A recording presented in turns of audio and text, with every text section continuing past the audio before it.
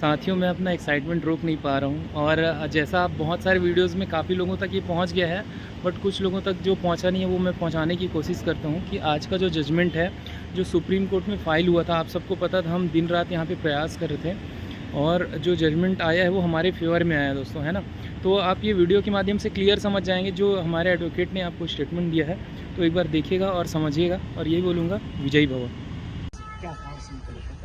Actually आज 29 अगस्त 2023 को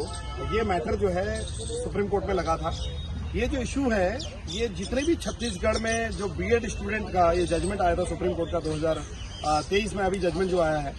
उस जजमेंट में 2028 का जो नोटिफिकेशन था सुप्रीम कोर्ट ने उसको अल्ट्रा वायरस कर दिया, क्वैश कर दिया। तो इसका असर पूरे भारत को पड़ा है और हम जो आज अपेयर हुए थे वो छत्तीसगढ़ स्टेट के जो बीएड स्टूडेंट हैं उनकी तरफ से अपेयर हुए थे। छत्तीसगढ़ में क्या हुआ, छत्तीसगढ़ में जो नोटिफिकेशन निकाला था 2023 में, उस नोटिफिकेशन में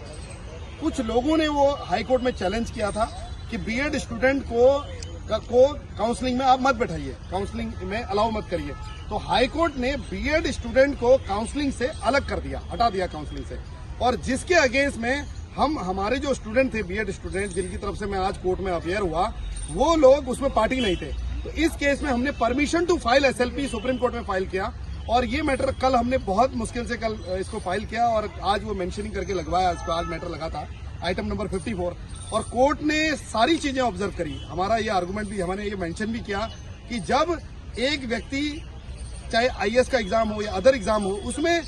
एक बीए स्टूडेंट भी कर सकता है, एमए स्टूडेंट भी, पीएचडी वाला भी, कोई भी अप्लाई कर सकता है। ये फंडामेंटल राइट है, राइट टू जॉब करना, right to education, right to job, वो जो राइट टू एम्प्लॉयमेंट। तो हमने ये बोला कि इस केस में ये जो मैटर है, इस मैटर में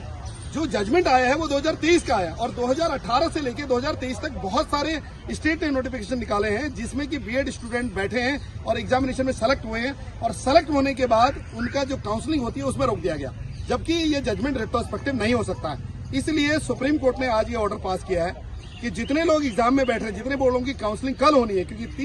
कल 30 तारीख को काउंसलिंग है, 30 अगस्त को, उनको बैठने दिया जाए। और हाई कोर्ट को ये डायरेक्शन दिया है कि हाई कोर्ट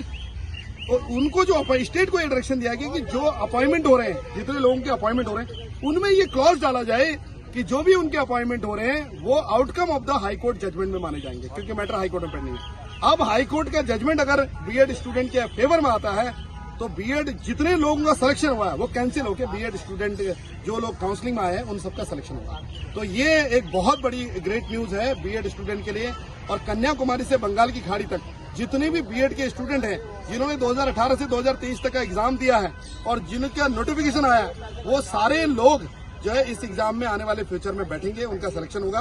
क्योंकि रेट्रोस्पेक्टिव इफेक्ट नहीं हो सकता। और ये मैटर जो जजमेंट है ये गलत जजमेंट है, इसको रिफर किया जाए 3 जज बेंच को या 5 जज बेंच को, ये भी हमारी प्रेयर थी। और फाइनली ये मैटर इश्यू नोटिस हो गया है और हाई कोर्ट डिसाइड करेगी इसको, और जो अपॉइंटमेंट होगा उसमें ये क्लॉज डाल दिया जाएगा कि आपका अपॉइंटमेंट जो किया जा रहा है वो अपॉइंटमेंट एक टेम्पररी अपॉइंटमेंट किया जा रहा है जब तक कि हाई कोर्ट का जजमेंट नहीं आ जाता। और ऑलरेडी जो हमारे स्टूडेंट हम क्योंकि पिटिशनर थे नहीं, वहां रिस्पोंडेंट नहीं थे, तो हमें स्टेट को जो पिटिशनर थे उनको ही डायरेक्शन दे दिया गया कि जितने भी रिस्पोंडेंट यहाँ पर हैं उनको पार्टी बनाया जाए। तो ये भारत के जितने बीएड स्टूडेंट हैं 2018 से लेकर 2023 तक का, उनके लिए बहुत बड़ी ग्रेट न्यूज है। यही आपको थैंक यू।